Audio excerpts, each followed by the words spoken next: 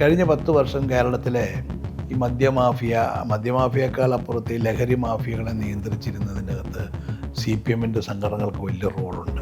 DYFIയുടെ ഭാഗമാകുന്നു, SFIയുടെ ഭാഗമാകുന്നു. അവർ തന്നെ അവർക്ക് വേണ്ടി ഗുണ്ടായുസത്തിന് പോകുന്നു. അപ്പം ചില ഗുണ്ടായുസത്തിനൊക്കെ എളുപ്പത്തിൽ ഇങ്ങനെ ആളെ കിട്ടുന്നതായതുകൊണ്ട് അവരും അതിനെ പ്രോത്സാഹിപ്പിക്കുന്നു. ഇവിടെ കൊച്ചിയിലൊരു യോഗം ചേരുകയും മുൻ KPCC പ്രസിഡന്റ് പേരിലൊരു യോഗം ചേരും, വലിയ വിവാദങ്ങളൊക്കെ ഉണ്ടായി. ചെന്നിത്തല തന്നെ പറഞ്ഞത് എൻ്റെ അറിവോടുകൂടി, എൻ്റെ പോലീസ് ഉദ്യോഗസ്ഥരുടെ അറിവോടുകൂടി അല്ല എന്ന് വരെ ചെന്നിത്തല തന്നെ പറയുകയുണ്ടായി. ഒരിക്കലും ചെയ്യാൻ പാടില്ലാത്തതാണ്. ഒരിക്കലും അവർ ചെയ്യാൻ പാടില്ലാത്തതാണ്. കോൺഗ്രസ് കൊണ്ട് ഒരുപാട് സൗകര്യങ്ങൾ അനുഭവിച്ച ഒരു വ്യക്തിയാണ് അവർ. അതാണ് BJP നടത്തിയത്. അതുകൊണ്ട് BJP ഒരു വിപ്ലവവും നടത്തിയിട്ടില്ല. BJP ചെയ്തിട്ടുള്ളത് ബ്രസീലിന് പഴയ പാരമ്പര്യം പേരുമൊക്കെയാണ് ഉള്ളതെങ്കിലും ഉണ്ടായിരുന്നു, നല്ല കളിക്കാരൊക്കെ ഉണ്ടെങ്കിൽ പോലും. പിന്നെ ഇപ്പോൾ അവരുടെ നെയ്മറൊക്കെ കുറേ ഔട്ട് ഓഫ് ഫോം ആയിപ്പോയി. മേല സാധനങ്ങളെല്ലാം നല്ലതാണെന്നുള്ള അഭിപ്രായമൊന്നും എനിക്കില്ല കേട്ടോ. വെള്ളാനകളാണ് നല്ലൊരു പങ്കും, കേരളത്തിലുള്ളത് ഉൾപ്പെടെ. അവർക്ക് വോട്ട് കിട്ടാനുള്ളൊരു ആയുധമാക്കി ശ്രീരാമനെ ഭഗവാനെ ഉപയോഗിച്ചു എന്നുള്ളതല്ലാതെ BJP RSSും RSSൊക്കെ എന്ന് പറഞ്ഞാൽ ഹിന്ദുത്വത്തിന് വേണ്ടിയിട്ട് ഹിന്ദു രാജ്യത്തെ ഹൈന്ദവവൽക്കരണത്തിന് വേണ്ടി നിൽക്കുന്നവരാണ്. പക്ഷെ ചെയ്തൊരു പണി എന്താണെന്ന് ചോദിച്ചാൽ അവർക്ക് കിട്ടിയ ഒരു അവസരമായിരുന്നു. അത്തരം ഒരു കീഴ്വഴക്കമൊക്കെ ഈ പാർട്ടിയിൽ ഉണ്ടാകുന്നത് വിഷമിപ്പിക്കില്ലേ? അയോധ്യയിൽ ഇത്രയും അണ്ടകടാകം ഇളകി നടത്തിയ കലാപങ്ങളും സമരങ്ങളും കൊലപാതകങ്ങളും എല്ലാം നടന്ന് അവസാനം അവിടെ ഒരു ക്ഷേത്രം സുപ്രീം കോടതി പണിയാനായിട്ട് അനുമതി കൊടുത്തിട്ട് ഈ പറഞ്ഞാലൊന്നും കാര്യമില്ല. 5 വർഷവും പിണറായി വിജയൻ്റെ മന്ത്രിസഭയിലിരുന്ന് എത്ര മന്ത്രിമാരെ ആളുകൾക്കറിയാവുന്നത്? 5 വർഷം പൂർത്തിയാക്കിയതിന് ശേഷം ഇപ്പോഴും ഒരു 5-6 മന്ത്രിമാർ ആരാന്ന് പോലും ആളുകൾക്കും അറിയത്തില്ല. മൂവാറ്റുപുഴ ജില്ല, അതുപോലെ തന്നെ കൊച്ചി മെട്രോ മൂവാറ്റുപുഴയ്ക്ക് നീട്ടുന്നത്, ഇതൊക്കെ നമ്മുടെ വിഷയങ്ങളായിരുന്നു. നമസ്കാരം. ഇന്ന് എന്നോടൊപ്പമുള്ളത് ജോസഫ് ആഴക്കൻ. എനിക്ക് ഏറ്റവും ഇഷ്ടമുള്ള ഒരു കോൺഗ്രസ് നേതാവാണ്. വർഷങ്ങളായിട്ടുള്ള പരിചയമുണ്ട്. കുറേ ദിവസങ്ങളായി ഇദ്ദേഹമായിട്ടൊന്ന് ഇരിക്കണമെന്ന് തോന്നിയത് ഇന്നാണ് സൗകര്യം. നമസ്കാരം.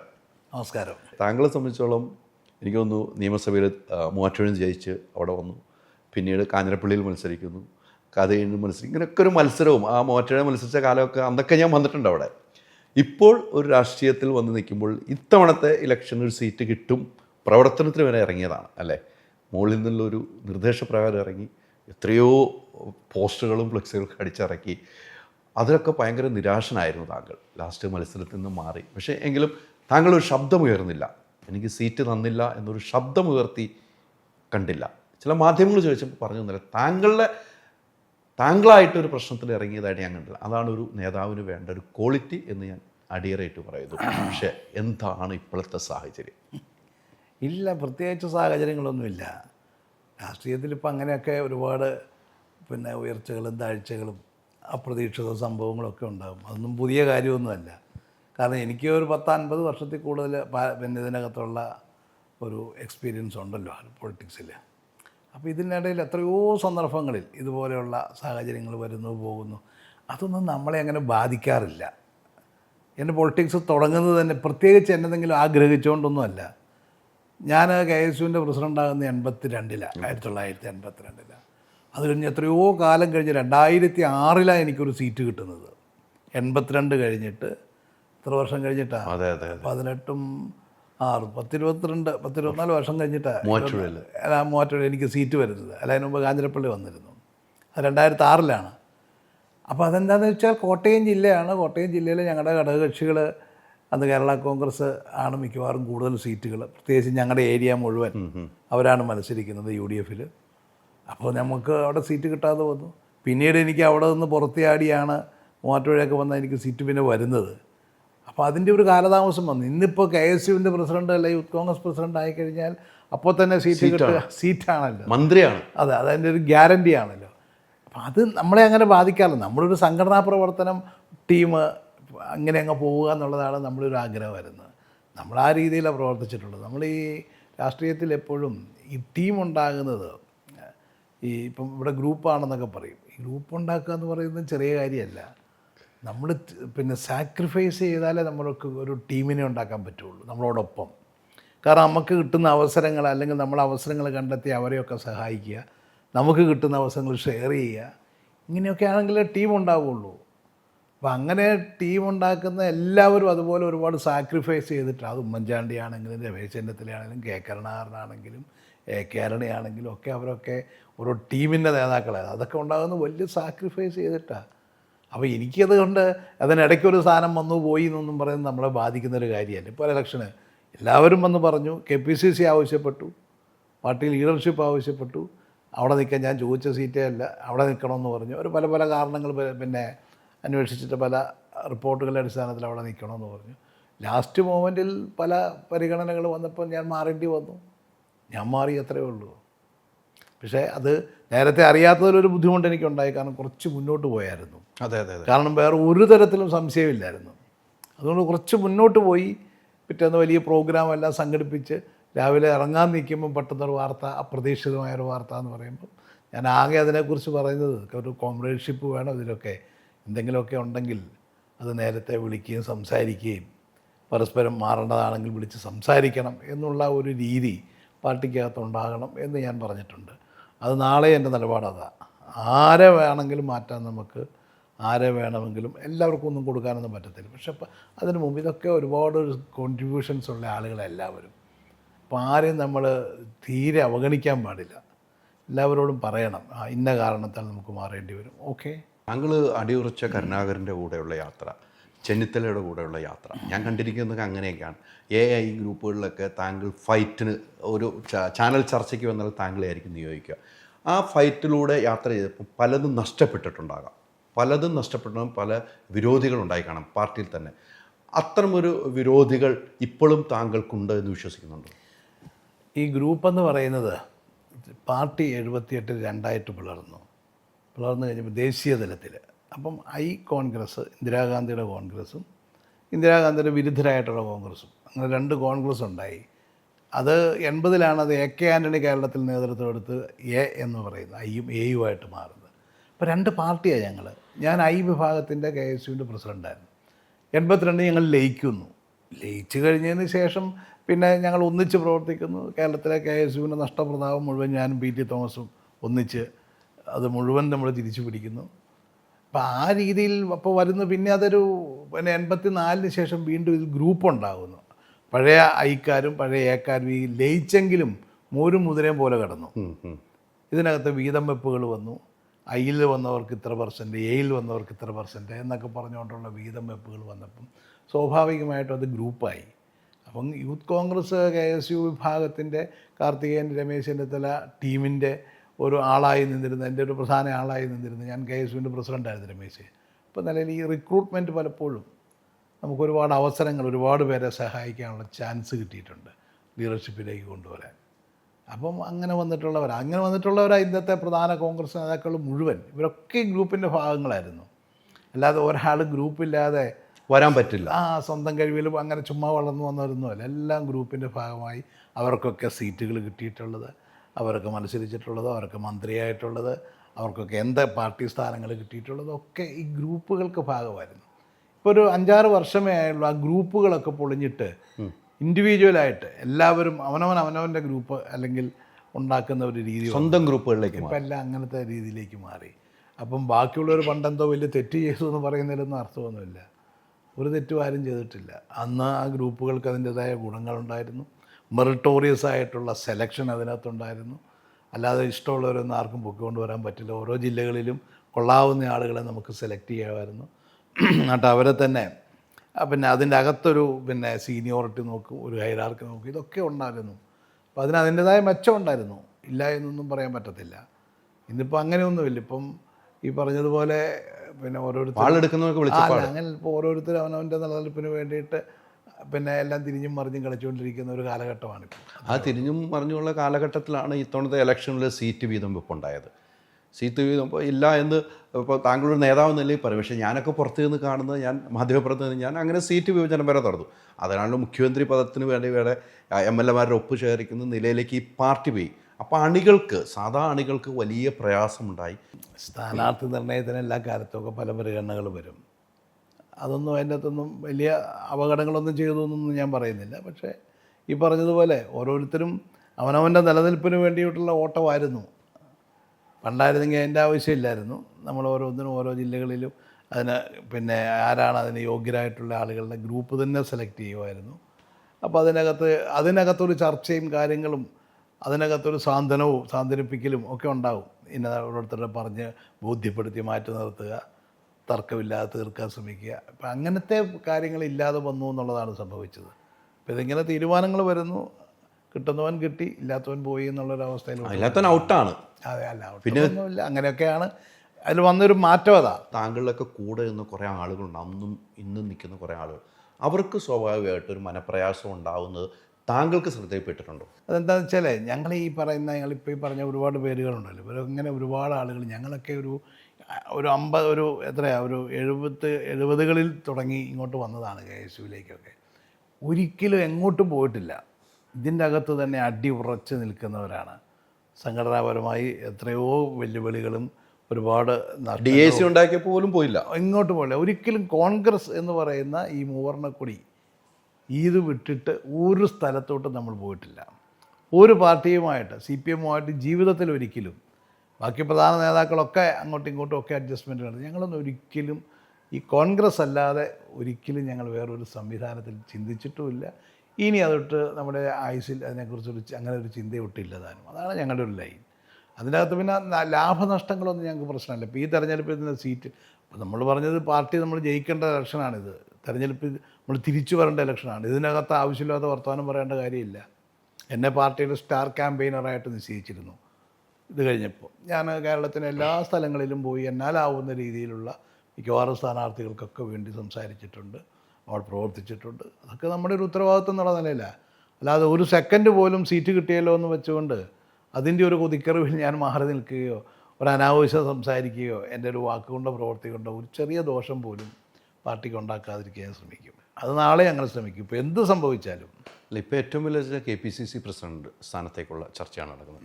താങ്കൾ KC വേണുഗോപാലിനെ കാണാൻ പോയി ഡൽഹിയിൽ നിന്ന് വലിയ വാർത്തകളായതാണ്. ഡൽഹിയിൽ പോയി KCനെ കാണുന്നു. പക്ഷെ ഇപ്പോഴും അത് ഇന്ന് തൊട്ടാണ് ചർച്ച തുടങ്ങുന്നതെന്ന് തോന്നി. നമ്മൾ ഈ ഇൻ്റർവ്യൂ എടുക്കുമ്പോൾ തൊട്ട് ചർച്ച ആക്റ്റീവാണ്. ACC ആളിവിടെ എത്തുവാണ്, കേരളത്തിൽ എത്തുവാണെന്ന് മാധ്യമങ്ങളുടെ വാർത്തയാണ്. താങ്കൾക്ക് അറിവ് കിട്ടിയോന്ന് എനിക്കറിയില്ല, മാധ്യമങ്ങളുടെ വാർത്തയാണ്. പക്ഷേ KPCC പ്രസിഡന്റ് എന്ന നിലയിലേക്ക് താങ്കൾ വേണമെന്ന് പല ആളുകളും പറഞ്ഞു. ഞാൻ പല കോൺഗ്രസ്സുകാരായിട്ട് ബന്ധപ്പെട്ട് പറഞ്ഞു കേട്ടിട്ടുണ്ട്. പക്ഷേ അവിടെ ബെന്നി ബെഹനാൻ്റെ പേര് വരുന്നുണ്ട്, താങ്കളുടെ പേര്, ഒത്തിരി പേരുകൾ വരുന്നുണ്ട്. അതെങ്കിലും താങ്കൾക്ക് ലഭിക്കുമെന്നൊരു പ്രതീക്ഷ താങ്കൾക്ക് എങ്ങനെയാണ്? അങ്ങനെ ഒരു ഇത് ഞാൻ പറഞ്ഞില്ല, ഇത് നമ്മൾ ചോദിച്ചു വാങ്ങിക്കേണ്ട ഒരു സാധനമൊന്നുമല്ല. ഇല്ല, KC വേണുഗോപാലിനെ കാണാൻ പോയി. അല്ല, അത് പോകുന്നത് നമ്മൾ കാര്യങ്ങൾ സംസാരിക്കും.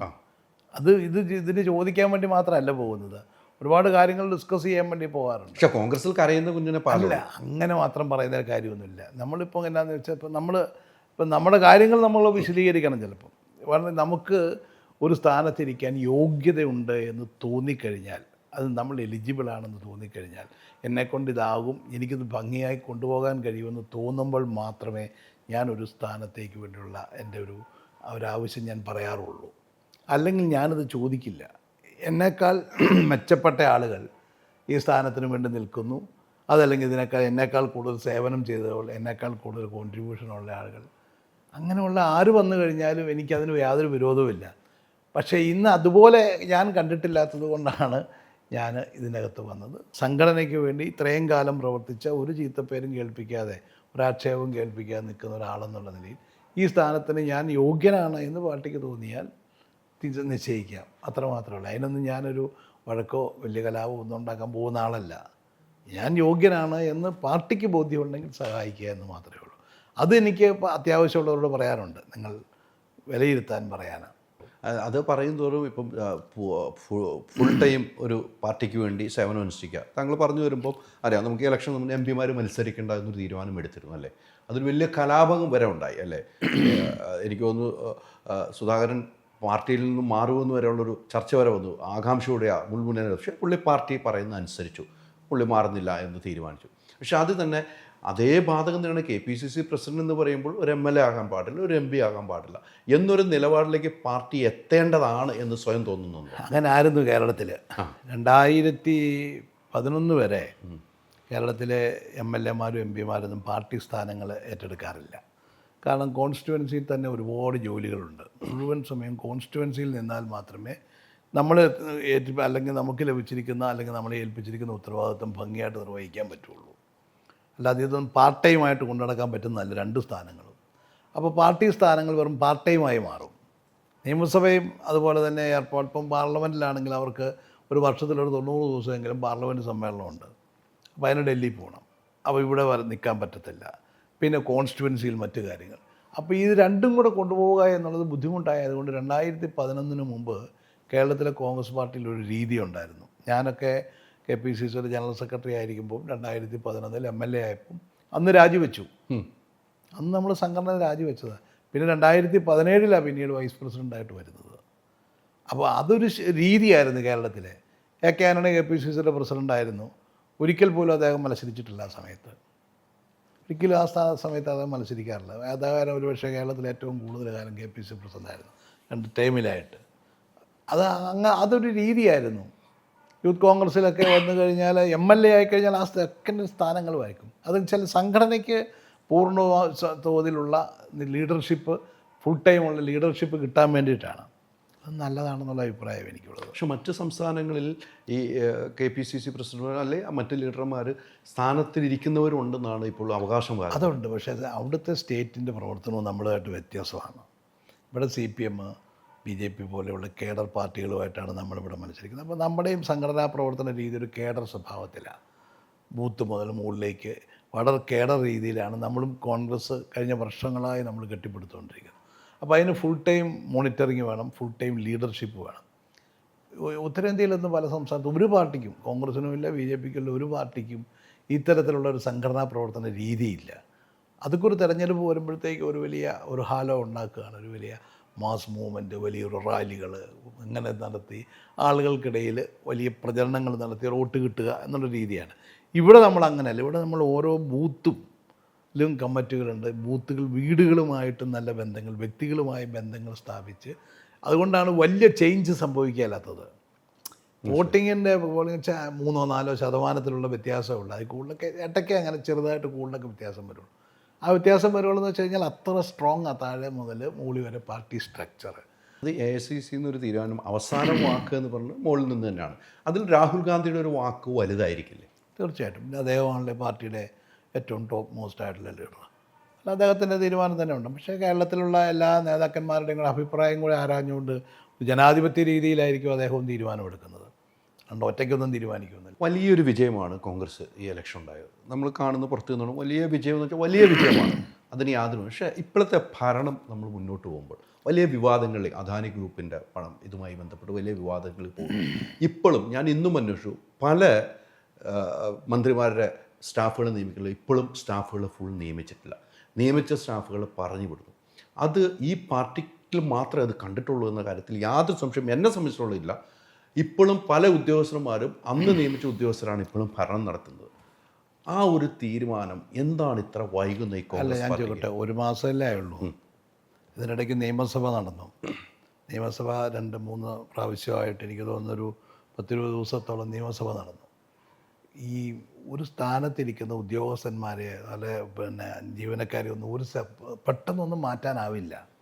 അതിനൊക്കെ ഒരു സിസ്റ്റമുണ്ട്. ആ സിസ്റ്റത്തിലൂടെ മാറ്റാൻ പറ്റുള്ളൂ.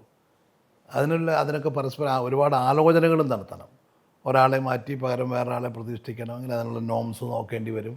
പല ഡിപ്പാർട്ട്മെൻറ്റുകളിലും നോംസ് ഉണ്ട്. 3 വർഷത്തിനകം മാറി വരെ മാറ്റാൻ പറ്റാമെന്നുള്ളതുണ്ട്. അതൊക്കെ അവർ കോടതിയിൽ പോയെന്നിരിക്കും. എന്നാൽ ചില അഡ്മിനിസ്ട്രേറ്റീവ് ചില പൊസിഷനുകളിൽ ഇരിക്കുന്ന ആളുകളെ പിന്നെ ഭരണ സൗകര്യാർത്ഥം മാറ്റാനുള്ള അവകാശം ഗവൺമെൻറ്റിനുണ്ട്. ഇതൊക്കെ കൃത്യമായി പഠിക്കാതെ അല്ലെങ്കിൽ സാവധാനമേ ഇത് നടത്താൻ പറ്റുള്ളൂ. അതല്ലാതെ ഒരു സുപ്രഭാതത്തിലിരിക്കുന്നവരെല്ലാം കൂടെ പിരിച്ചുവിട്ട് പിറ്റേന്ന് ഇത് എവിടുന്ന് ആളെ വെക്കുന്നത്, എല്ലാം ഇവരെ തന്നെ വേണ്ട വെക്കാനേ. അപ്പോൾ ഇത് നോക്കിയും കാര്യങ്ങളും അതിനകത്ത് എലിജിബിളായിട്ടുള്ള ആളുകൾ ഇവരെ കൊണ്ട് ഇത് കൊണ്ടുനടക്കാൻ കൊള്ളാവുന്ന ബോധ്യം നമുക്ക് എല്ലാവർക്കും അറിയാമല്ലോ. ഓരോ ഉദ്യോഗസ്ഥന്മാരും ഇതൊക്കെ നോക്കിയിട്ടേ ആളുകളെ മാറ്റി വയ്ക്കാൻ പറ്റുള്ളൂ. പിന്നെ സ്റ്റാഫിൻ്റെ കാര്യത്തിൽ അങ്ങനെ ഒരു വലിയ തർക്കമൊന്നും സ്റ്റാഫിൻ്റെ കാര്യത്തിലൊന്നും ഉണ്ടായിട്ടൊന്നുമില്ല. സാധാരണ കൂടി എന്ത് തർക്കം ഉണ്ടായിട്ടുള്ളത്?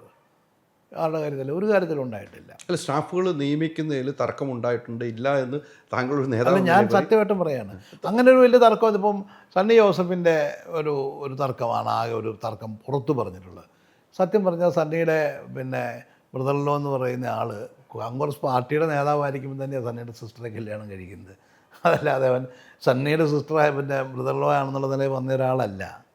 അയാൾ യൂത്ത് കോൺഗ്രസ് മണ്ഡലം പ്രസിഡൻ്റ് ആയിരിക്കുമ്പോഴാണ് സണ്ണിയുടെ സിസ്റ്ററെ വിവാഹം കഴിക്കുന്നത്. പിന്നീട് അയാൾ ഈ ജില്ലാ കോൺഗ്രസ് കമ്മിറ്റിയുടെ സെക്രട്ടറിയാണ്. ആ പ്രദേശത്തെ ഏറ്റവും പ്രധാനപ്പെട്ട നേതാവ്. സണ്ണിയുടെ കോൺസ്റ്റിറ്റ്യുവൻസിയിലെ എല്ലാ കാര്യങ്ങളും നോക്കുന്ന ഒരാളാണ്. ഞാൻ വ്യക്തിപരമായിട്ട് പറഞ്ഞാൽ പേഴ്സണൽ സ്റ്റാഫ് എന്ന് പറഞ്ഞു കഴിഞ്ഞാൽ മന്ത്രിയുടെ വ്യക്തിപരമായ അല്ല പേഴ്സണലായിട്ടുള്ള ഒരു ഭരണ സൗകര്യത്തിന് ആവശ്യമായ അതിന് യോഗ്യരായ ആളുകളെയാണ് നമ്മൾ അവിടെ നിയോഗിക്കേണ്ടത്. അതിലിപ്പോൾ അങ്ങനെ നിയോഗിച്ച നിലയിൽ സണ്ണി അത് പറഞ്ഞത് വലിയ തെറ്റായിപ്പോയി എന്ന് എനിക്ക് തോന്നുന്നില്ല. പക്ഷേ അതിൻ്റെ പ്രചരണം വന്നത് വേറെ രീതിയിലായി, ബന്ധു നിയമനം എന്നൊക്കെ രീതിയിലേക്ക് വന്നപ്പം സണ്ണി പറഞ്ഞപ്പോൾ കോൺട്രവേഴ്സി വേണ്ട, മാറിപ്പോട്ടെ എന്ന് പറഞ്ഞു എന്നുള്ളത്. ഞാൻ ഈ അതേസമയം ഒരു രാഷ്ട്രീയവും ഇല്ലാത്ത, ഒരു പണിയില്ലാത്ത, ഒരു ജോലിയില്ലാത്ത ഒരുത്തിനെ മന്ത്രിയായതിൻ്റെ കെയർ ഓഫിൽ കൊണ്ടുവന്ന് ഇതിനകത്ത് വെക്കുക എന്ന് പറഞ്ഞാൽ അത് മോശപ്പെട്ട കാര്യമാണ്. ഇത്ര ദിവസം കൊണ്ട്, ഈ ഒരു മാസം കൊണ്ട് പല മന്ത്രിമാരെയും അറിയില്ലാത്തൊരു സാഹചര്യമുണ്ട്. കാരണം അത് കൃത്യമായൊരു പല മന്ത്രിമാരും ആരാണെന്ന് അറിയില്ലാത്തൊരു സാഹചര്യം. ഇപ്പോൾ മിന്നിത്തിളങ്ങി നിൽക്കുന്നത് തൂഫാനിലോടുകൂടി രമേശ് ചെന്നിത്തലയാണ്. അതെ, ഈ പറയുന്നതിലൊന്നും കാര്യമില്ല. 5 വർഷവും പിണറായി വിജയൻ്റെ മന്ത്രിസഭയിലിരുന്ന എത്ര മന്ത്രിമാരെ ആളുകൾക്ക് അറിയാവുന്നത്? 5 വർഷം പൂർത്തിയാക്കിയതിന് ശേഷം ഇപ്പോഴും ഒരു 5-6 മന്ത്രിമാരെ ആരാന്ന് പോലും ആളുകൾക്കും അറിയത്തില്ല. ഇത് പുതിയ ആളുകളല്ലേ. ഇതിനകത്ത് ആരാ മോശക്കാരുള്ളത്? എല്ലാം യുവജന വിദ്യാർത്ഥി രംഗത്തുകൂടെ വളർന്നു വന്നിട്ടുള്ള നല്ല മിടുക്കരായ ആളുകളാണ്. അപ്പോൾ അവരുടെ കഴിവ് തെളിയിക്കാൻ പോകുന്നില്ലേ ഉള്ളൂ. നിയമസഭ കഴിഞ്ഞ് അവരൊക്കെ ഓരോരുത്തരും പ്ലാനും പദ്ധതികളും ഒക്കെ തയ്യാറാക്കി അവർ പ്രോഗ്രാമുമായിട്ട് ഇറങ്ങട്ടെ. നമ്മളവരൊന്നും വിലയിരുത്താൻ സമയമായിട്ടില്ല. രമേശ് ചെന്നിത്തല വർഷങ്ങളായി ഈ ഇതിനെതിരായിട്ടുള്ള നമ്മുടെ ലഹരിക്കെതിരായിട്ടുള്ള പോരാട്ടം നടത്തുന്ന ഒരാളാണ്. അദ്ദേഹത്തിൻ്റെ ഗാന്ധിഗ്രാം പദ്ധതിയും അതുപോലെ തന്നെ ഈ പ്രൗഡ് കേരള പ്രോഗ്രാമും ഒക്കെ ഇതിൻ്റെ ഭാഗമാണ്.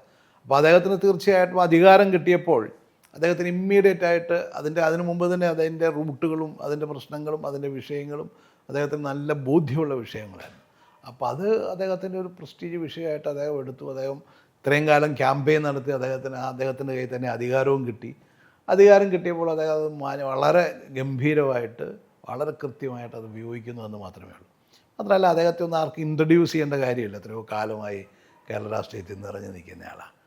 അതുപോലെ പല മന്ത്രിമാരും അങ്ങനെ, ഇപ്പം കെ മുരളീധരനാണെങ്കിലും വി ഡി സതീശനാണെങ്കിലും വന്നിട്ടുള്ള ഒരുപാട് പേര്. ഇപ്പം പുതിയതായിട്ട് വന്നിരിക്കുന്ന ജനീഷ് യൂത്ത് കോൺഗ്രസ് പ്രസിഡൻ്റാണ്, പുതിയ ആളല്ലേ. അദ്ദേഹത്തിന് സ്പോർട്സും യുവജന കാര്യമൊക്കെ അല്ലേ ഉള്ളൂ. അതൊക്കെ അവരിപ്പം പഠിച്ചു വരുന്നല്ലേ ഉള്ളൂ. പെട്ടെന്ന് വന്ന് കയറി എന്തായാലും ടൈം കൊടുക്കണം. ടൈം കൊടുക്കണം. 5 വർഷം ഉണ്ടല്ലോ.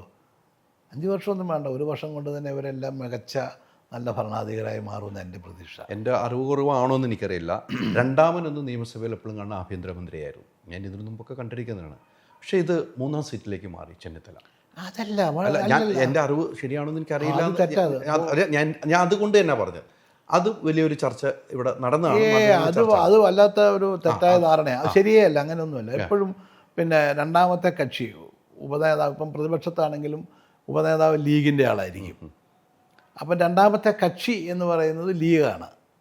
അപ്പോൾ അതിൻ്റെ പേരിൽ ആ ലീഗിൻ്റെ നേതാവായിരിക്കും രണ്ടാമത്തെ ആൾ. കോൺഗ്രസ് പാർട്ടിക്കകത്ത് രമേശ് ചെന്നിത്തല തന്നെയായിരിക്കും നമ്പർ 2 ആയിട്ട് വന്നിരിക്കുന്നത്, അല്ല നമ്പർ 2 ആയിട്ട് വന്നിരിക്കുന്നത്. അങ്ങനെയാണല്ലോ അതിൻ്റെ ക്രമീകരണം വന്നിരിക്കുന്നത്.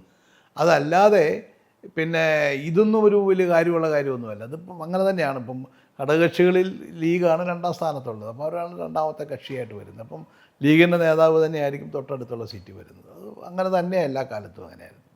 ഉമ്മൻചാണ്ടിയുടെ കാലത്തും അതെ, അതിന് മുമ്പ് കാരണം എ.കെ.ആറിൻ്റെ കാലത്തും അതെ, അങ്ങനെയാണ് സാധാരണ ചെയ്യാറുള്ളത്. അങ്ങനെയാണ് ചെയ്യാറുള്ളത്. പൊതുവെ ഒരു ചർച്ച വന്നുകൊണ്ട് എനിക്ക് തോന്നുന്നത് CPM-ൻ്റെ അകത്തും പിണറായി വിജയൻ്റെ അടുത്തിരുന്നിട്ടുള്ളത് എനിക്ക് തോന്നുന്നത് ലീഗിൻ്റെ അല്ല അവിടുത്തെ CPI-യുടെ ആളുകൾ തന്നെയാണോ എന്ന് എനിക്ക് സംശയമുണ്ട്, ഓർമ്മയുണ്ട്.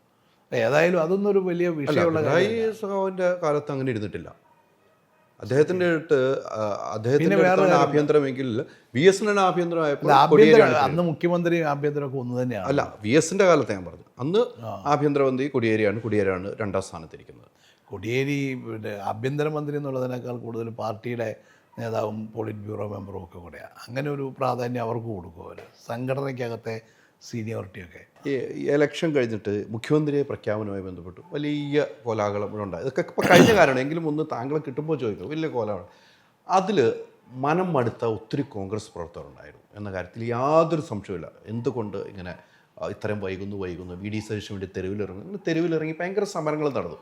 ആ ഒരു സാധനം താങ്കളെപ്പോലെ ഒരു നേതാവിനൊക്കെ ഒരു വേദന ഉണ്ടായി കാണും. അണികളോട് പറഞ്ഞ് മനസ്സിലാക്കാനുള്ള സമയം എടുത്തിട്ടുണ്ടാവും. ഇത് ഏത് പാർട്ടിയിലും ഉണ്ട്. CPM ഒക്കെ 15-16 ദിവസം കഴിഞ്ഞിട്ട് എടുത്തിട്ട്. എനിക്ക് തോന്നുന്നു VS-നെ സ്ഥാനാർത്ഥിയാക്കില്ല എന്ന് പറഞ്ഞത് സ്ഥാനാർത്ഥിയാക്കാത്തത് ഒരു വഴിയെ.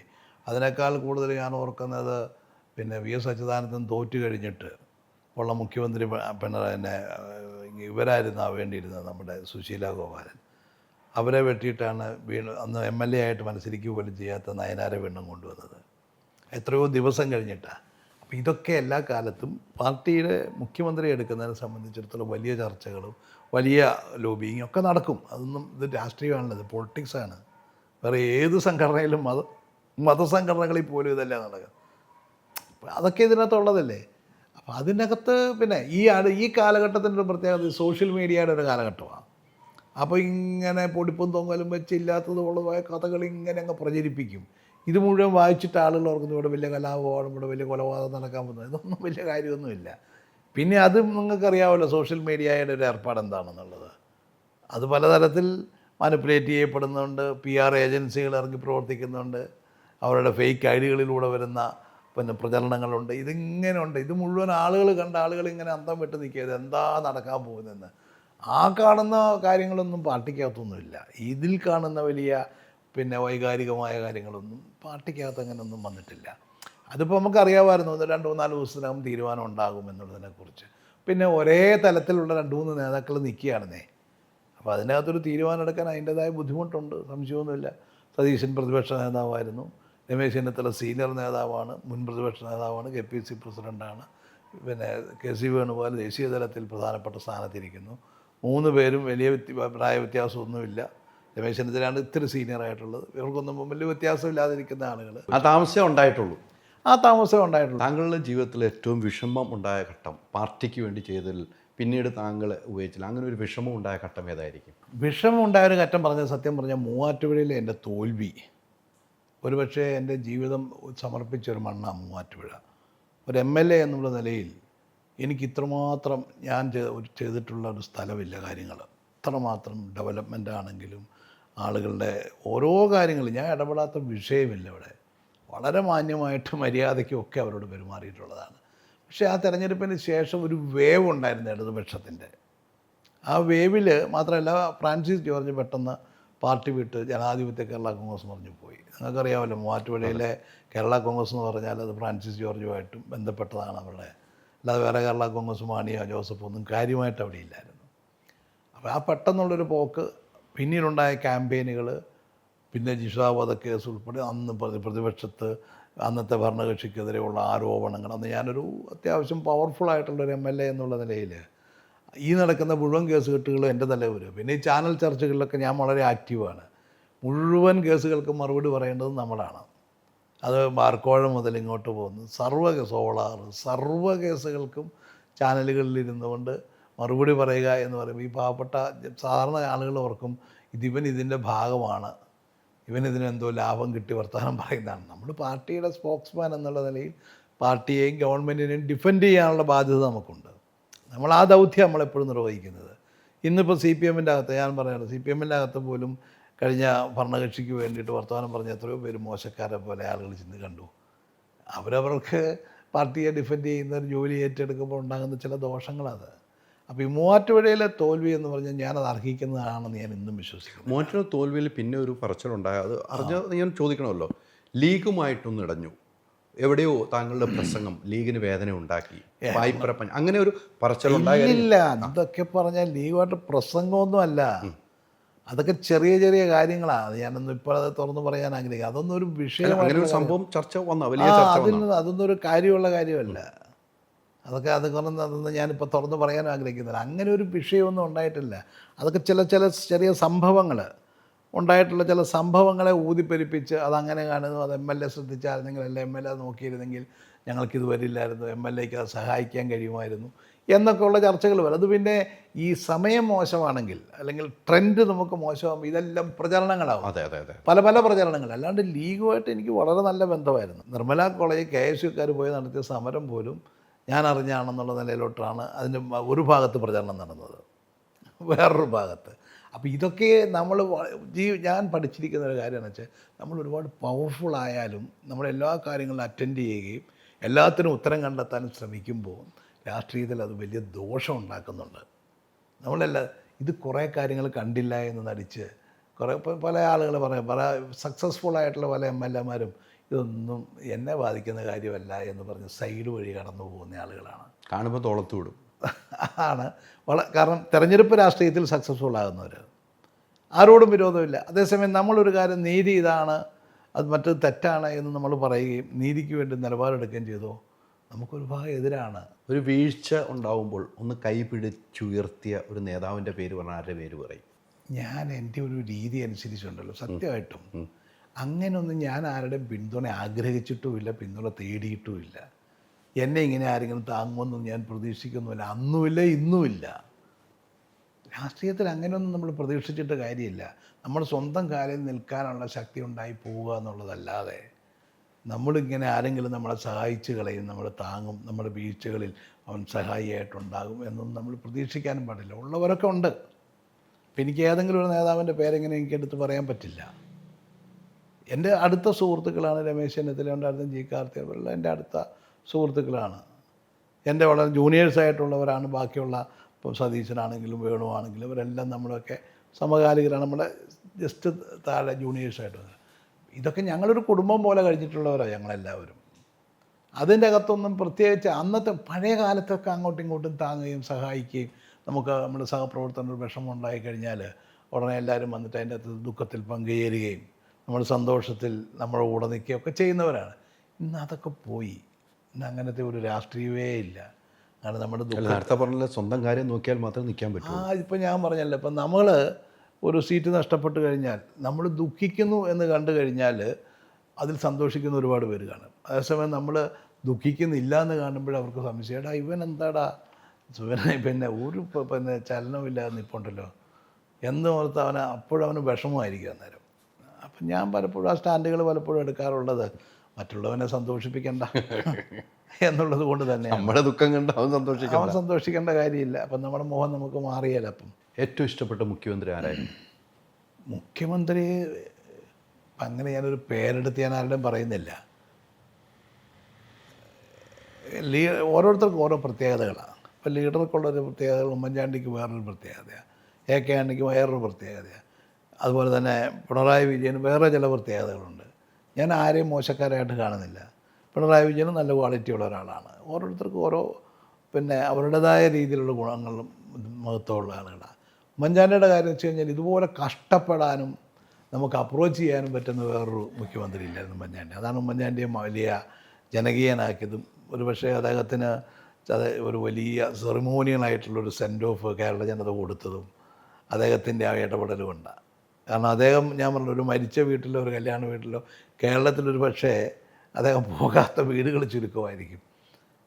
അത് നേരത്തെ ഞാൻ പറയുമായിരുന്നു, ഉമ്മൻചാണ്ടിയുടെ മരണം എന്ന് പറഞ്ഞു കഴിഞ്ഞാൽ, അല്ലെങ്കിൽ ഉമ്മൻചാണ്ടിക്ക് സംഭവിച്ചാൽ കേരളം കണ്ട ഏറ്റവും വലിയ ഒരു സെൻഡ് ഓഫ് ആയിരിക്കും കേരള ജനത കൊടുക്കുന്നത്. കാരണം അത്രമാത്രം എല്ലാവരുമായി ബന്ധപ്പെട്ട് നിൽക്കുന്നു. അപ്പം നമ്മുടെ സുഖത്തിലും നമ്മുടെ ദുഃഖത്തിലൊക്കെ പങ്കെടുക്കുന്ന ഒരാളെന്നുള്ള നിലയിൽ, അല്ല വീട്ടിലെത്തിയ ഒരാളെന്നുള്ള നിലയിൽ അദ്ദേഹത്തിനൊരു പ്രയാസം അല്ലെങ്കിൽ അദ്ദേഹം ഇല്ലെന്നും ആയിക്കഴിഞ്ഞാൽ എല്ലാവരും എത്തും ഒരു പിന്നെ സല്യൂട്ട് ചെയ്യാൻ. എല്ലാവരും എത്തുമായിരുന്നു. അത് ഞാൻ ആ ഉമ്മൻചാണ്ടി മരിച്ച ദിവസം ഒരു ഇൻ്റർവ്യൂവിൽ ചാനലിൽ ഞാൻ പറഞ്ഞു, നിങ്ങൾ നാളെയും മറ്റന്നാളും കണ്ടു കേരളം എങ്ങനെയായിരിക്കും, ഈ മനുഷ്യന് യാത്രയപ്പ് കൊടുക്കും, നിങ്ങൾ കണ്ടോളാൻ ഞാൻ പറഞ്ഞു. അതിനോട് പിന്നീട് ഒരുപാട് പറഞ്ഞു. ഞാനൊരു ചാനലിൽ കൊടുത്താൽ കണ്ടോളാൻ പറഞ്ഞു നാളെയും വരെ. അപ്പം ഉമ്മൻചാണ്ടി മരിച്ചു കഴിഞ്ഞ് ഉടനെ തന്നെ നടത്തിയൊരു ഇൻ്റർവ്യൂവിൽ അതുപോലെ തന്നെ സംഭവിച്ചു. കേരളം കണ്ട ഏറ്റവും വലിയ ഒരു ജനകീയമായിട്ടുള്ള വലിയ യാത്രയപ്പായിരുന്നു. പക്ഷേ ലീഡർക്കുള്ള കഴിവുകൾ എന്ന് വെച്ചാൽ അത് അസാധാരണമായ കഥകളുണ്ട്. പിന്നെ AK ആൻ്റണിയെ സംബന്ധിച്ചിടത്തോളം അദ്ദേഹം ഒരിക്കലും ഒരു ആദർശവും അദ്ദേഹത്തിൻ്റെ ലൈൻ വിട്ട് മുന്നോട്ട് പോകാതെ അദ്ദേഹം വിശ്വസിക്കുന്ന ശരിയെന്ന് തോന്നുന്നതിൽ മുറുകെ പിടിച്ച് മുന്നോട്ട് പോയിട്ടുള്ളതാണ്. പല KPCC പ്രസിഡന്റുമാരുടെ കൂടെ താങ്കളായിട്ട് MLA ആണ്. KPCC പ്രസിഡന്റുമാരിൽ താങ്കൾക്ക് ത്രാസിൽ വെച്ചാൽ എപ്പോഴും മുൻതൂക്കാർ കൊടുക്കാൻ പറ്റും? അതൊന്നും അങ്ങനെ തൂക്കാൻ പറ്റത്തില്ല. അതൊക്കെ ഓരോരുത്തർ ഓരോ കാലഘട്ടത്തിൽ വന്നിട്ടുള്ള ആളുകളല്ലേ. ഏറ്റവും ദീർഘമായി നിന്നിട്ടുള്ളത് AK ആൻ്റണിയാണ്. പിന്നീട് 10 വർഷക്കാലത്തോളം 9 വർഷം രമേശ് ചെന്നിത്തല. അത് രമേശിൻ്റെ ഒരു കാലഘട്ടം എന്ന് പറഞ്ഞു കഴിഞ്ഞാൽ പാർട്ടി രണ്ടായി നെടുക പിളർന്നു. K കരുണാകരൻ എന്ന് പറയുന്ന ഏറ്റവും തലപ്പൊക്കമുള്ള നമ്മുടെ നേതാവ്, അദ്ദേഹവും സംഘവും പാർട്ടി വിട്ടുപോയി. K മുരളീധരനടക്കം. കോൺഗ്രസ് രണ്ടായി പിളർന്നു. I ഗ്രൂപ്പാണ് അന്ന് വലിയ ഗ്രൂപ്പ്. I ഗ്രൂപ്പ് പൊട്ടി മാറിപ്പോയി. I ഗ്രൂപ്പിനകത്ത് രമേശിൻ്റെ ഞങ്ങളൊക്കെ കുറേ പേരെ ഇപ്പുറം നിന്നുള്ളൂ, ബാക്കി എല്ലാവരും DIC പോയി. ആ ഒരു സമയത്താണ് രമേശ് KPCC പ്രസിഡൻ്റായിട്ട് വരുന്നത്. രമേശിൻ്റെ ഒരു മെയ്വഴക്കം എല്ലാവരെയും കൂട്ടിപ്പിടിച്ച് പിന്നീട് 3-4 കൊല്ലം കൊണ്ട് അതിനെയൊക്കെ തിരിച്ച് ഓരോരുത്തരെ കൊണ്ടുവന്ന് അവസാനം ലീഡറെയും പിന്നെ ഇങ്ങോട്ട് വരാൻ മനസ്സ് കാണിച്ചു, ലീഡറെയും ചേർത്ത് നിർത്തി. അതിന് ശേഷം മുരളി വരുന്നത്. ഇങ്ങനെ ഇവരെല്ലാവരും വന്ന് ആ തകർന്നു പോയ കോൺഗ്രസ്സിനെ തിരിച്ചു കൊണ്ടുവരുന്നതിൽ വലിയ റോളുണ്ടാക്കി.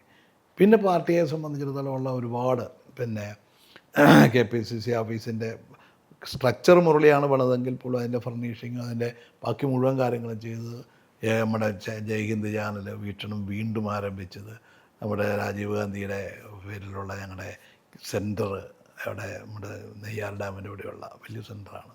അതുപോലെ ഒരുപാട് കാര്യങ്ങൾ. പിന്നെ ഈ കൊച്ചു സംഘടനകൾ ഒരുപാട് പാർട്ടി എല്ലാ മേഖലകളിലേക്കും കൈവയ്ക്കാൻ സ്പോർട്സിനുണ്ടായിരുന്നു. അതുപോലെ തന്നെ കലാകാരന്മാർ സംഘടന ഉണ്ടായിരുന്നു, പബ്ലിഷിംഗ് ഉണ്ടായിരുന്നു. പിന്നെ ഒരുപാട് സംഘടനകൾ ഇതുപോലെ എല്ലാ വിചാര വിഭാഗം ഉണ്ടായിരുന്നു. സമൂഹത്തിൻ്റെ എല്ലാ വിഷയങ്ങളും അത് ടച്ച് ചെയ്യുമായിരുന്നു. അതാ ഞാൻ പറഞ്ഞത്, ഫുൾ ടൈം പ്രസിഡൻ്റായിരുന്നു പുള്ളി. ഫുൾ ടൈം ഓഫീസിൽ അവൈലബിൾ ആയിരുന്നു, ഫുൾ ടൈം പാർട്ടി കാര്യങ്ങൾ നോക്കുമായിരുന്നു. അത്തരം കാര്യങ്ങളാണ് വേണ്ടതെന്നുള്ളതാണ് നമ്മുടെ അഭിപ്രായം. പാർട്ടിക്ക് ഫുൾ ടൈം ആളുകളുണ്ട്. ബാക്കി പിന്നീടൊക്കെ വന്നിട്ടുള്ള ആളുകൾക്ക് പല ജോലിയല്ലായിരുന്നു അവർക്കൊക്കെ. ആരും മോശക്കാരൊന്നുമല്ല. എക്കാനൻ്റെ കാലത്തും വളരെ നീതിപൂർവമായിട്ടൊക്കെ കാര്യങ്ങൾ ഒരുപാട് ചെയ്തിട്ടുള്ള ആളൊക്കെ തന്നെയാണ്.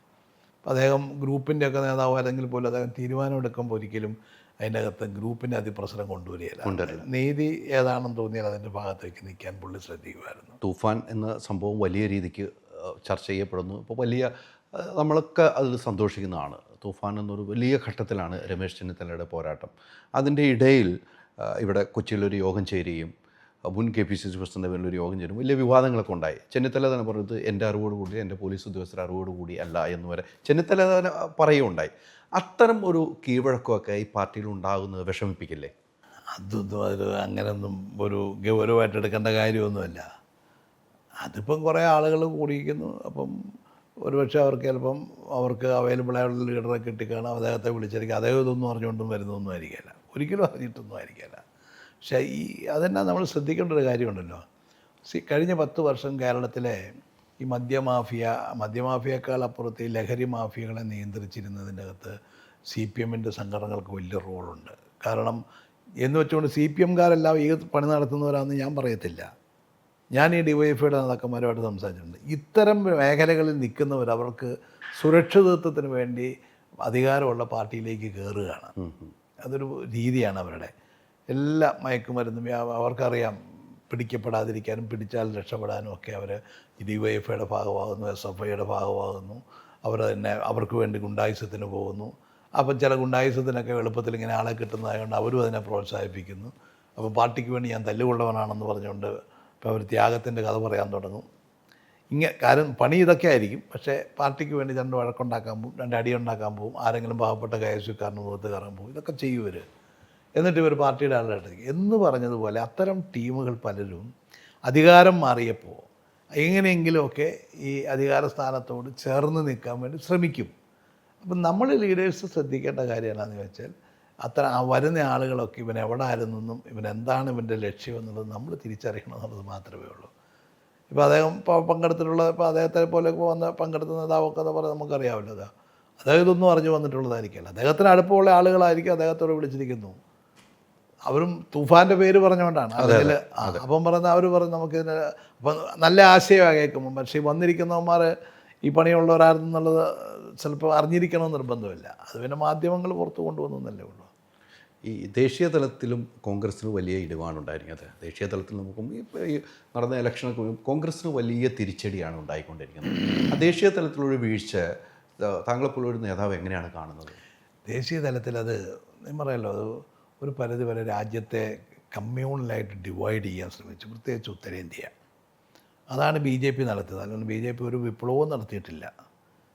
BJP ചെയ്തിട്ടുള്ളത് ഈ രാജ്യത്തെ കോർപ്പറേറ്റുകളുമായിട്ട് അഡ്ജസ്റ്റ് ചെയ്ത് അവർക്ക് അവരുടെ പിന്നെ പദ്ധതികൾക്കും അവരുടെ പരിപാടികൾക്കും അവർ പറയുന്നത് പോലെ അഡ്ജസ്റ്റ് ചെയ്ത് അതിനകത്ത് ടാക്സിൻ്റെ അകത്ത് കുറവുകൾ വരുത്തി ഒരു ചങ്ങാത്ത മുതലാളിത്തം നമ്മൾ പറയില്ല എന്ന് പറഞ്ഞ പോലെ അവരെ അങ്ങ് സഹായിക്കുക എന്നുള്ള രീതിയായിരുന്നു. ഇപ്പം അദാനിയെ എന്ത് പറഞ്ഞു അതനുസരിച്ചാണല്ലോ ഇന്ത്യയിലെ ടാക്സേഷൻ നടക്കുന്നത്. അല്ല, അത് തന്നെയാണ് ഇവിടെ അദാനിയുടെ വിഷയം തന്നെയാണ് ഞാൻ പറഞ്ഞത്. അതും വലിയ വിവാദമായിരുന്നു. ഞാൻ പറയുന്നത് ഇപ്പം അവർക്കൊക്കെ ചെയ്തു.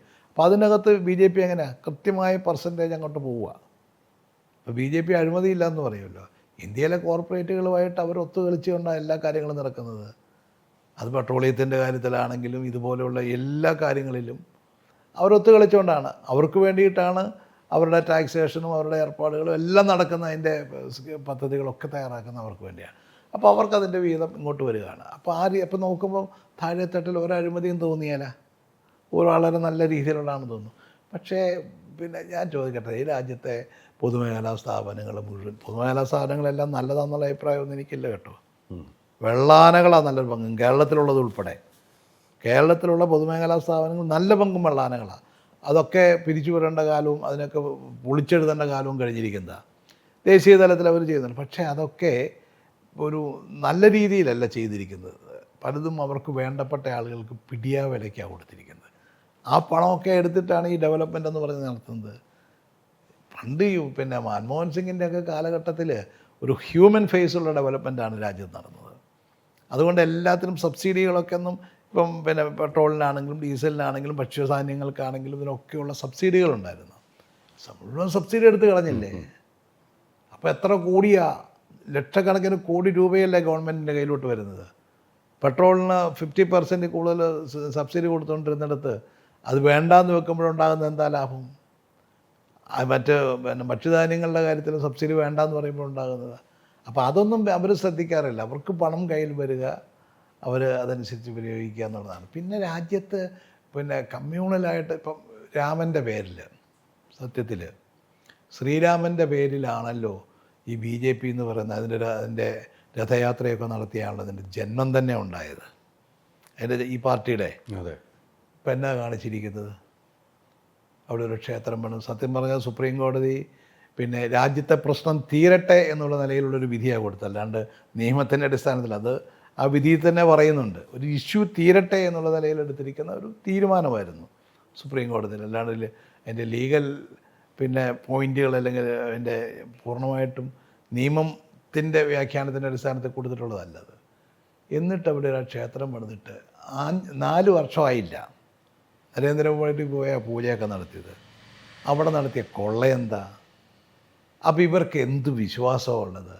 നമ്മളതെന്നും പറയുന്നത് ഇവർക്ക് ഒരു വിശ്വാസമില്ല. അവർക്ക് വോട്ട് കിട്ടാനുള്ളൊരു ആയുധമാക്കി ശ്രീരാമനെ ഭഗവാനെ ഉപയോഗിച്ചു എന്നുള്ളതല്ലാതെ അതവർ ബിസിനസ്സാക്കിയില്ലേ. ഇതാ BJP RSS ഒക്കെ എന്ന് പറഞ്ഞാൽ ഹിന്ദുത്വത്തിന് വേണ്ടിയിട്ട് പിന്നെ രാജ്യത്തെ ഹൈന്ദവവൽക്കരണത്തിന് വേണ്ടി നിൽക്കുന്നവരാണ്. പക്ഷെ ചെയ്തൊരു പണി എന്താണെന്ന് ചോദിച്ചാൽ അവർക്ക് കിട്ടിയ ഒരു അവസരമായിരുന്നു. ആ ക്ഷേത്രം പണിതിട്ട് ആ ക്ഷേത്രം ഇത്രയും വലിയ കൊള്ള നടന്ന് അവിടെ കൊണ്ടുപോയി കൊടുത്ത ഒരു കാണിക്ക പോലും വെളിയിൽ കണ്ടിട്ടില്ലെന്നും, അത് സ്വർണ്ണമായിട്ടാണെങ്കിലും വെള്ളയായിട്ടാണെങ്കിലും പണമായിട്ടാണെങ്കിലും എത്ര കൂടിയാണ് കൊണ്ടുപോയത്? ആരെങ്കിലും അതെന്താ ഇത്? അതൊക്കെ ഉത്തരവാദിത്തപ്പെട്ട ആളുകൾ, VSPയുടെയും സംഘപരിവാറിൻ്റെയും ഉത്തരവാദിത്തപ്പെട്ട നേതാക്കന്മാർ. ചെറിയ കാര്യം വല്ലതാണോ? അപ്പോൾ പിന്നെ എന്തുവായിരുന്നു അവരൊക്കെ ആളുകൾ? എനിക്കൊന്ന് ഇതൊക്കെ 8-10-12 കൊല്ലമായിട്ട് കൊണ്ടു നടക്കുന്നു. പക്ഷേ ഇതൊക്കെ പൊളിച്ചെഴുതപ്പെടും. ഇന്ത്യൻ ജനത ഇത് തിരിച്ചറിഞ്ഞേ പോകും, യാതൊരു സംശയമില്ല. അവരുടെയൊക്കെ ഒരു കൗണ്ട് ഡൗൺ ആരംഭിക്കുന്നു എന്ന് ഞാൻ വിശ്വസിക്കുന്നയാളാണ്. ഇനിയും കാത്തിരിക്കണം നാളുകൾ. അതിപ്പോൾ അങ്ങനെയൊന്നുമല്ല, പെട്ടെന്നായിരിക്കും ചിലപ്പോൾ സംഭവിക്കുന്നത്. വളരെ പെട്ടെന്ന് ട്രെൻഡ് തിരിയുന്നത്. ഇപ്പോൾ പഴയ കാലം പോലെയല്ല, കാട്ടുതീ പോലെ പ്രത്യേകിച്ച് ഈ മീഡിയകളും ഈ നവമാധ്യമങ്ങളും ഉള്ളപ്പം വളരെ പെട്ടെന്ന് ജനങ്ങളിലേക്ക് എത്തും.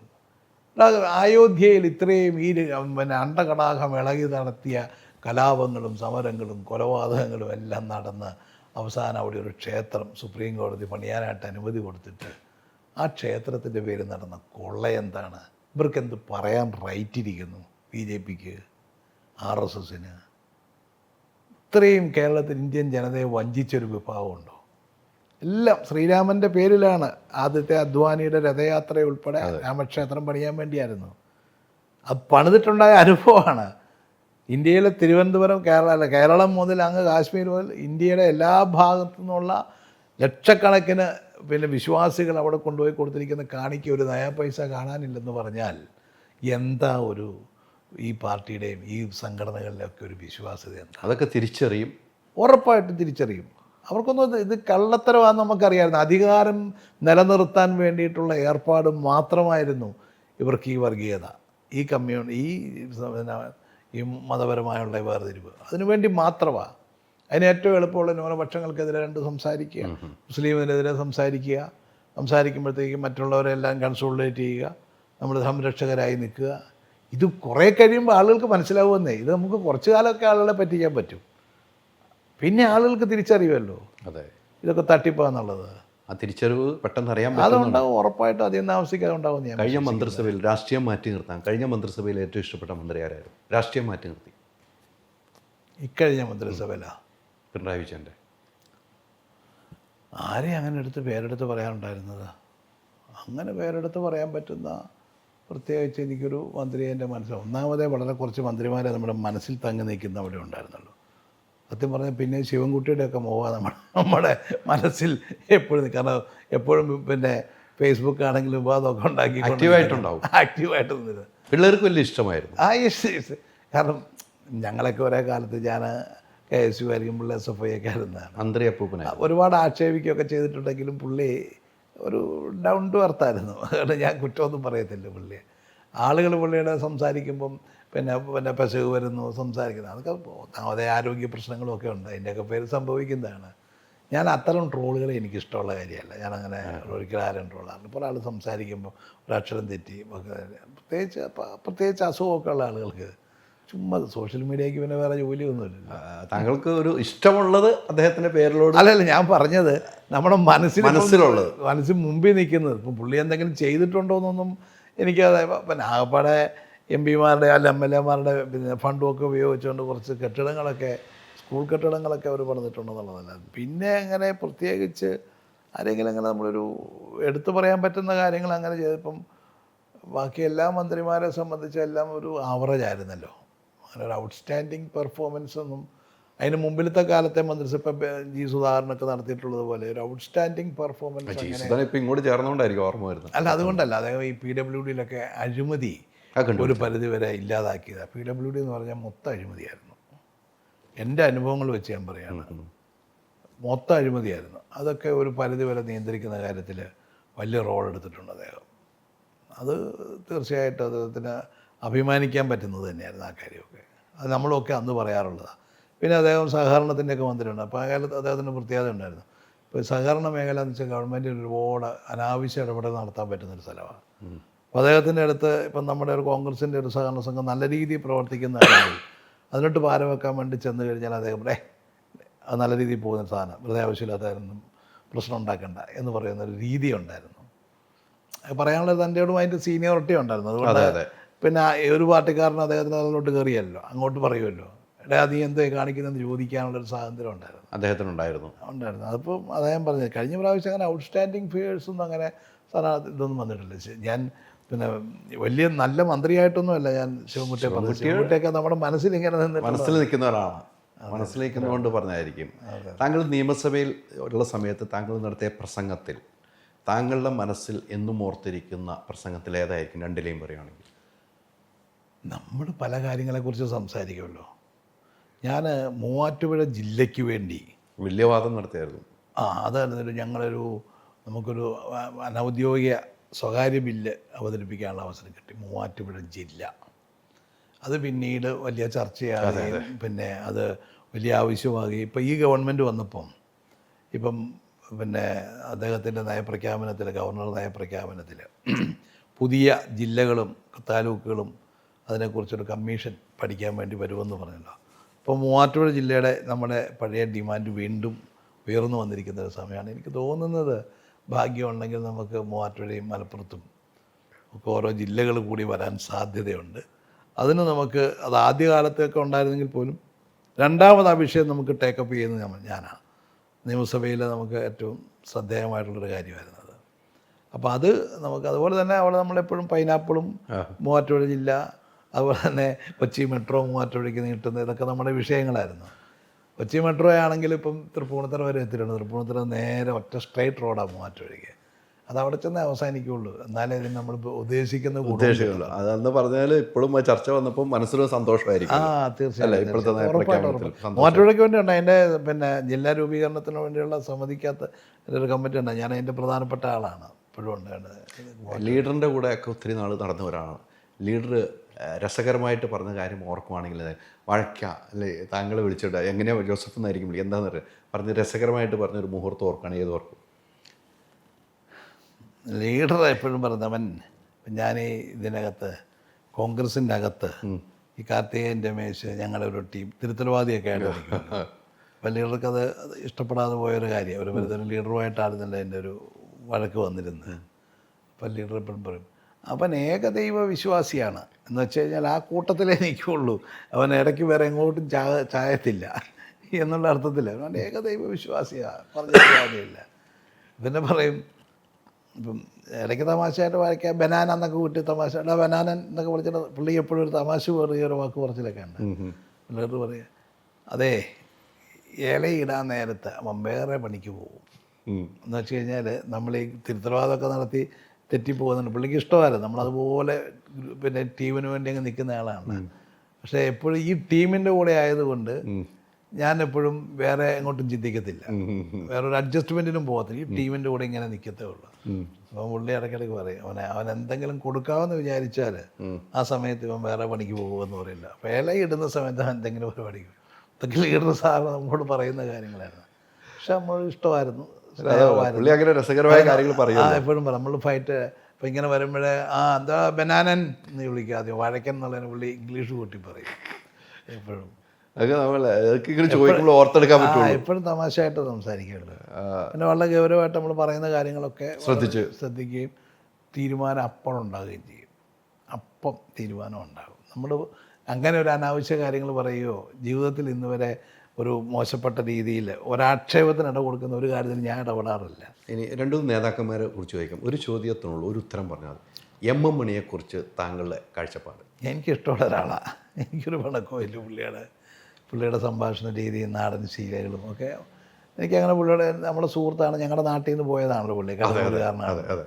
അപ്പോൾ കാണുമ്പോൾ സ്നേഹമൊക്കെ കാണിക്കാറുണ്ട്. എനിക്ക് പിന്നെ പുള്ളിയോട് പണക്കം വന്നില്ല. പുള്ളി ഒരു നാടൻ രീതിക്കാരനാണ്. പുള്ളിയുടെ നാടൻ രീതി കൊണ്ടാണ് പുള്ളി ഇടുക്കി ജില്ലയിൽ ഒരു പരിധി വരെ CPM ഒരു വളർച്ച ഉണ്ടാക്കിയതും അതിൻ്റെ പിന്നിൽ എം എം മണിക്ക് വലിയ റോളുണ്ട്. അതൊക്കെ ഇപ്പോൾ തകർന്നുകൊണ്ടിരിക്കുകയാണ്, അത് വേറൊരു കാര്യം, തകർന്നു കഴിഞ്ഞും. എങ്കിലും ഒരു കാലഘട്ടം ഒരു CPM ഒരു മുന്നേറ്റം ആ നാട്ടിലുണ്ടായിട്ടുള്ളത് എം എം മണി കൊണ്ട് തന്നെ, വേറൊരു നേതാവ് കൊണ്ടല്ല. അദ്ദേഹത്തിൻ്റെ നാടൻ രീതിയിലുള്ള ഇടപെടൽ ആർക്കും അപ്രോച്ച് ചെയ്യാവുന്നൊരു രീതി ഉണ്ടായിരുന്നു. ഏത് കാര്യത്തിലും അദ്ദേഹം ഇടപെടുമായിരുന്നു. പ്രത്യേകിച്ച് ഇടുക്കി ജില്ലക്കാരുടെ വിഷയങ്ങളുണ്ട്, ഭൂപ്രശ്നമാണെങ്കിലും അവിടുത്തെ വിഷയങ്ങൾ എൻ്റയർലി ഡിഫറെൻ്റ് ആണല്ലോ മറ്റ് ജില്ലകളുമായിട്ട് ബന്ധപ്പെട്ട്. അതിന് പറ്റിയ രീതിയിലുള്ള ഒരു നാടൻ നേതാവായിരുന്നു പുള്ളി. അതിൻ്റെ ഒരു സ്നേഹം പുള്ളിക്ക് നാട്ടുകാർ കൊടുത്തിട്ടുമുണ്ട്. നമുക്കാണെങ്കിലും കാണുമ്പം പണക്കമൊന്നുമില്ല പുള്ളിയെ കാണുമ്പം. PC ജോർജ് എന്ന് പറഞ്ഞു കഴിഞ്ഞാൽ എൻ്റെ നാട്ടുകാരനാണ്. എനിക്ക് പുള്ളിയോട് വ്യക്തിപരമായി ഞങ്ങൾ തമ്മിൽ വഴക്കും പയ്യവാലിക്കുന്നത് ഇതുവരെ പോയിട്ടില്ല. പക്ഷേ എപ്പോഴും അഭിപ്രായങ്ങൾ മാറ്റി കൊണ്ടുപോകും. അത് ശരിയായ ഒരു കാര്യമല്ല. പിന്നെ കാര്യങ്ങളെക്കുറിച്ച് പുള്ളി വളരെ എന്തായി പറയുക, ഒരടിസ്ഥാനവും ഇല്ലാത്ത കാര്യങ്ങളും പുള്ളി വെറുതെ വിളിച്ചു പറയും. പുള്ളിക്ക് പുള്ളിയുടെ ഏത് ബോധ്യങ്ങളുടെ അടിസ്ഥാനത്തിലാണെന്ന് എനിക്കറിയത്തില്ല, പല കാര്യങ്ങളും പുള്ളി വിളിച്ചു പറയുന്ന പല കാര്യങ്ങളും ശരിയല്ല എന്ന് വിശ്വസിക്കുന്ന ആളാണ് ഞാൻ പറഞ്ഞിട്ടുള്ളത്. ജോസ് കെ മാണി നല്ല മനുഷ്യനാണ്, സാത്വികനായ മനുഷ്യനാണ്. വെറുതെ നമ്മളൊക്കെ അദ്ദേഹത്തിനെതിരായിരുന്നു മാണി. കേരള കോൺഗ്രസ് മാണി ഗ്രൂപ്പുകാർ വിശ്വസിച്ചിരിക്കുന്നത് എപ്പോഴും മാണി സാറിനെതിരെ, കേരള കോൺഗ്രസിനെതിരെ നിരന്തരം പ്രശ്നം ഉണ്ടാക്കുക. കാരണം ഞാനും ആ ഏരിയയിൽ നിന്നുള്ള ആളായതുകൊണ്ട് എപ്പോഴും പ്രശ്നങ്ങൾ ഉണ്ടാക്കിയിട്ടുള്ള ആളാണ്. നമ്മളൊക്കെ മാണി സാറിനോട് ശരികേട് കാണിച്ചിട്ടുണ്ടോ, നീതികേട് കാണിച്ചിട്ടുണ്ടോ എന്നൊക്കെ അവർ പറയും. അതൊക്കെ വെറുതെ പറയുന്നതാണ്. ഞാൻ ഒരിക്കലും അങ്ങനെയൊന്നും കാണിച്ചിട്ടില്ല. ജോസ് കെ മാണി ഒരു നല്ല ആളായിട്ടാണ് ഞാൻ കൂട്ടിയിരിക്കുന്നത്.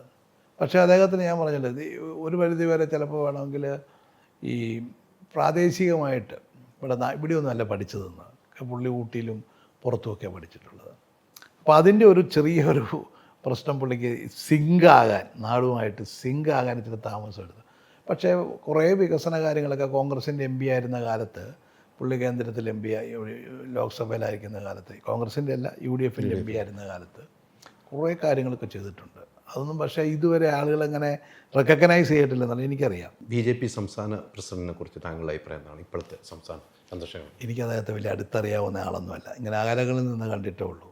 പേഴ്സണലായിട്ട് ഞാൻ സംസാരിച്ചിട്ട് പോലുമില്ല. അങ്ങനെ കാണാനുള്ളൊരു അവസരം ഉണ്ടായിട്ടില്ലല്ലോ പുള്ളി ഇങ്ങനെ പിന്നെ ബാംഗ്ലൂരിൽ നിന്ന് വരുന്നു, നേരെ കേന്ദ്രമന്ത്രിയാകുന്നു, പിന്നെ തിരിച്ച് കേരളത്തിൽ വരുന്നു, എം എൽ എ ഇപ്പോഴാകുന്നു എം പി ആയിട്ട് മത്സരിക്കുന്നത്, പാർട്ടിയുടെ പ്രസിഡൻ്റാകുന്നു. എം പി ആയിട്ട് മത്സരിച്ച് തോറ്റു കഴിഞ്ഞപ്പം പുള്ളി BJP നിന്ന് പോവുകയാണെന്നൊരു ദിവസം വാർത്തയും വന്നതാണ്. പിന്നെ പുള്ളി തിരിച്ചു വന്നു, പുള്ളി MLA ആയി. ഇവിടെയുണ്ട് പുള്ളി ഒരു പുതിയ പരീക്ഷണമല്ലേ CPM അല്ലെ BJPയുടെ. ആ പരീക്ഷണത്തിൽ ജയിക്കുമല്ലോ എന്നുള്ളത് അവരല്ലേ, അത് നന്നാവുകയോ ഇല്ല എന്നുള്ളത് ഭാവി വിലയിരുത്തേണ്ട കാര്യമാണ്. പത്മജ കോൺഗ്രസ് വിട്ടുപോയപ്പോൾ ആദ്യം തോന്നി എന്തായിരുന്നു? ഒരിക്കലും ചെയ്യാൻ പാടില്ലാത്തതാണ്. ഒരിക്കലും അവർ ചെയ്യാൻ പാടില്ലാത്തതാണ്. കോൺഗ്രസ് കൊണ്ട് ഒരുപാട് സൗകര്യങ്ങൾ അനുഭവിച്ച ഒരു വ്യക്തിയാണ് അവർ. ഒരുപാട് സൗകര്യങ്ങൾ അവർ കോൺഗ്രസ് പാർട്ടിക്ക് അവർ ചെയ്തിട്ടുള്ളതിൻ്റെ 10 ഇരട്ടി. അവർ ലീഡർക്ക് വേണ്ടി ലീഡറുടെ കാര്യങ്ങൾ നോക്കി ലീഡറെ സ്നേഹിച്ച് കൊണ്ടുനടന്നു എന്നുള്ളത് സത്യം. അവസാനം വരെ ലീഡറോടൊപ്പം ഉണ്ടായിരുന്നു, അത് നല്ല കാര്യം. അതിനപ്പുറത്ത് പുള്ളി കോൺഗ്രസ്സിന് വേണ്ടിയിട്ടൊന്നും വലിയ ത്യാഗമൊന്നും അനുഭവിച്ചിട്ടില്ല. പക്ഷേ അവർ ഈ പാർട്ടിക്കകത്തുനിന്ന് അവർക്ക് പാർട്ടിക്കകത്ത് അവർ ചെയ്തിട്ടുള്ളതിനേക്കാൾ 10 ഇരട്ടി പാർട്ടി അവർക്ക് ചെയ്തിട്ടുണ്ട്. സൗകര്യങ്ങൾ കിട്ടിയിട്ടുണ്ട്, അവർ എല്ലാ സൗഭാഗ്യങ്ങളും അനുഭവിച്ചിട്ടുണ്ട്. ഒരു കാരണവശാലും ഒരു സ്ഥാനമില്ലെങ്കിലും ഒരിക്കലും കോൺഗ്രസ് വിട്ടുപോകാൻ പാടില്ലായിരുന്നു. കോൺഗ്രസ് വിട്ടിട്ട് വർത്തമാനം പറയാനും പാടില്ലായിരുന്നു. അത് അച്ഛൻ്റെ മനസ്സിനെ വേദനിപ്പിക്കുമെന്ന് എൻ്റെ വിശ്വാസം. ആരാണ് ടീം? ലോകകപ്പ് നടക്കുകയാണ്. ലോകകപ്പിൽ എനിക്ക് ഈ പറഞ്ഞ പോലെ വലിയ ആരാധന അങ്ങനത്തെ ടീമുകളോട്. എനിക്കിപ്പം എംബാപ്പെ എനിക്കിഷ്ടമുള്ള കളിക്കാരനാണ്. സ്പീഡ് ഇപ്പം പുതിയതായിട്ട് യമാൽ, നമ്മുടെ നമ്മുടെ സ്പെയിനിൻ്റെ, പിന്നെ ഇന്നലെ വന്ന നോർവേയുടെ ഹാളണ്ട്, ഇതൊക്കെ പുതിയ പിള്ളേരാണ്. അവരുടെയൊക്കെ ഭയങ്കര സ്പീഡാണല്ലോ. എനിക്ക് ഭയങ്കര ഇഷ്ടമാണ് അവരുടെയൊക്കെ കളി കാണാൻ. ഇപ്പം മെസ്സിയും പിന്നെ ഇയാളൊക്കെ ക്രിസ്ത്യാനോ റൊണാൾഡോ ഒക്കെ അവരുടെയൊക്കെ ഒരു കാലം അങ്ങ് കഴിഞ്ഞുകൊണ്ടിരിക്കുകയാണല്ലോ. അപ്പോൾ പുതിയ ആളുകൾ വരുന്നു. ഇപ്പം പുതിയ ആളുകളുടെ മത്സരം ഞാൻ പ്രതീക്ഷിച്ചവരൊക്കെ ജയിച്ചു വന്നുകൊണ്ടിരിക്കുന്നുണ്ട്. പിന്നെ ഫ്രാൻസ് ജയിക്കുമെന്ന് പ്രതീക്ഷിച്ച് ഇന്നലെ തന്നെ. പിന്നെ എനിക്ക് കാര്യം ബ്രസീൽ വലിയ പേരൊക്കെ ഉണ്ടെങ്കിൽ പോലും ബ്രസീൽ തോക്കാനാണ് സാധ്യത. ഇന്നലെ കളി തുടങ്ങിയപ്പോഴേ എൻ്റെ മനസ്സിലുണ്ടായിരുന്നു. കാരണം മറ്റേ ഹാളണ്ട് എന്നൊക്കെ പറയുന്ന ഷാർപ്പ്, എൻ്റെ സ്പീഡാണ് അയാളുടെയൊക്കെ. അപ്പോൾ അവർ പുതിയ തലമുറയിലെ കുട്ടികളുടെ മുമ്പിൽ പിടിച്ചു നിൽക്കാൻ പറ്റത്തില്ല എന്ന് എനിക്ക് തോന്നി. ബ്രസീലിന് പഴയ പാരമ്പര്യവും പേരും ഒക്കെയാണ് ഉള്ളതെങ്കിലും ഉണ്ടായിരുന്നു, നല്ല കളിക്കാരൊക്കെ ഉണ്ട് എങ്കിൽ പോലും. പിന്നെ ഇപ്പോൾ അവരുടെ നെയ്മറൊക്കെ കുറേ ഔട്ട് ഓഫ് ഫോം ആയി. അതൊന്നും ഒന്നും ക്ലിക്ക് ചെയ്തില്ല. ആ പടം ഇന്നലെ ഒരു പെനാൽറ്റി അടിച്ചു എന്നുള്ളതല്ലാതെ. ഈ മേഖലയിലെല്ലാം വലിയ ശ്രദ്ധയാണ്. സിനിമയിലാണെങ്കിലും ഞാൻ എല്ലാത്തിനും ശ്രദ്ധിക്കുന്നതാണ്. എനിക്ക് സ്പോർട്സ് ഭയങ്കര ഇഷ്ടമാണ്. ഞാൻ ഈ പാർട്ടിയുടെ ഒരുപാട് സംഘടന, നമ്മുടെ ദേശീയ കായിക വേദിയൊക്കെ ഞാനാണ് ഉണ്ടാക്കിയത്. ഇപ്പോഴും വടംവലി അസോസിയേഷൻ്റെ പ്രസിഡൻ്റാണ് ഞാൻ. അവരെല്ലാ സ്പോർട്സിലൊക്കെ ഞാൻ എപ്പോഴും ശ്രദ്ധിക്കുന്ന ആളാണ്. വൈഫ് നല്ല ഗായികയാണല്ലേ? വൈഫ് ഓൾ ഇന്ത്യ റേഡിയോയിലായിരുന്നല്ലോ. വൈഫ് ഇവിടുത്തെ സ്റ്റേഷൻ്റെ ചുമതലക്കാരിയുടെ ഡയറക്ടറായിട്ടാണ് റിട്ടയർ ചെയ്തത്. ഗായിക പാട്ടും സൈഡായിരുന്നു എങ്കിലും നല്ല ഒരു സിനിമയിൽ വേറെ സിനിമ പാടി ഏറ്റവും അവസാനത്തെ പാട്ട് വന്നത്. പിന്നെ ഒരു ചാനലൊക്കെ ഉണ്ട് പുള്ളിക്കാരത്തേക്ക്. അങ്ങനെയായിട്ട് സംഗീതത്തിൽ ലയിച്ചിങ്ങനെ ചാനലൊക്കെ ഉണ്ടോ? യൂട്യൂബ് ചാനലുണ്ടല്ലോ. ആ പാട്ടിൻ്റെ പഴയ പാട്ടുകൾ ഒക്കെ. ഇനി അടുത്ത ഇൻ്റർവ്യൂ എനിക്കറിയില്ല, എല്ലാം തീരുമാനിക്കുന്ന എല്ലാം വരട്ടെ. അവസാന വാക്ക് AICC ആണ്. ആ വാക്കിൽ അത് വരട്ടെ. അതിപ്പോൾ എനിക്കിപ്പം ഞാനതിന് എനിക്ക് എൻ്റെ സമയമായി എന്ന് തോന്നിയത് കൊണ്ടാണ് നമ്മൾ പറഞ്ഞിരിക്കുന്നത്. അതിനകത്ത് ഒരുപാട് പിന്തുണ കിട്ടിയിട്ടുണ്ട്. അതിന് ഒരുപാട് പേരുടെ സീനിയറായിട്ട് ആളുകളും ജൂനിയേഴ്സും പുതിയ തലമുറയും നമ്മുടെ മിഡിലെ നവനിരയിലുള്ള നേതാക്കളും ഒക്കെ MLA മാരുടെ നല്ലൊരു പങ്ക്. അവർക്കൊക്കെ എല്ലാവരുമൊക്കെ നല്ല ആത്മബന്ധമുള്ളവരാണല്ലോ. അങ്ങനെ ആരും ഉപദ്രവിച്ചിട്ടൊന്നുമില്ല. അതുകൊണ്ട് എല്ലാവർക്കും ഇഷ്ടവും സ്നേഹവും ഒക്കെ ഉണ്ട്. ആ സ്നേഹം ഞാൻ പറഞ്ഞില്ല, അതാണ് നമ്മുടെ സന്തോഷം. നമുക്കുള്ള മുതൽ അതാണ് നമ്മുടെ മുതൽ. ഇത്രയും കാലത്തെ ഈ നടപ്പുകൊണ്ടുണ്ടായത് മുതൽ അതാണ് സത്യം. വേറെ ഒരു നേട്ടമൊന്നുമല്ല നമുക്കുണ്ടായത്. അതാണ് നമ്മുടെ ആ നേട്ടത്തിലൂടെ ഇനി മുന്നോട്ട് പോകട്ടെ. വരുന്നത് വരട്ടെ. വരുന്നെടുത്ത് കാണാം. നമുക്കുള്ളതാണ് നമുക്കെത്തും. അത്രേ ഉള്ളൂ. ആ വിശ്വാസത്തിൽ മുന്നോട്ട് പോകാം. തീർച്ചയായിട്ടും. അങ്ങനെ എത്തിക്കഴിഞ്ഞാൽ ഞാൻ ട്രിവാൻഡ്രത്ത് വന്ന് KPCC ആസ്ഥാനത്തിൽ വന്നിട്ട് ഒരു ഇൻ്റർവ്യൂ കൂടെ എടുക്കും. ഒത്തിരി സന്തോഷം. Okay, thank you.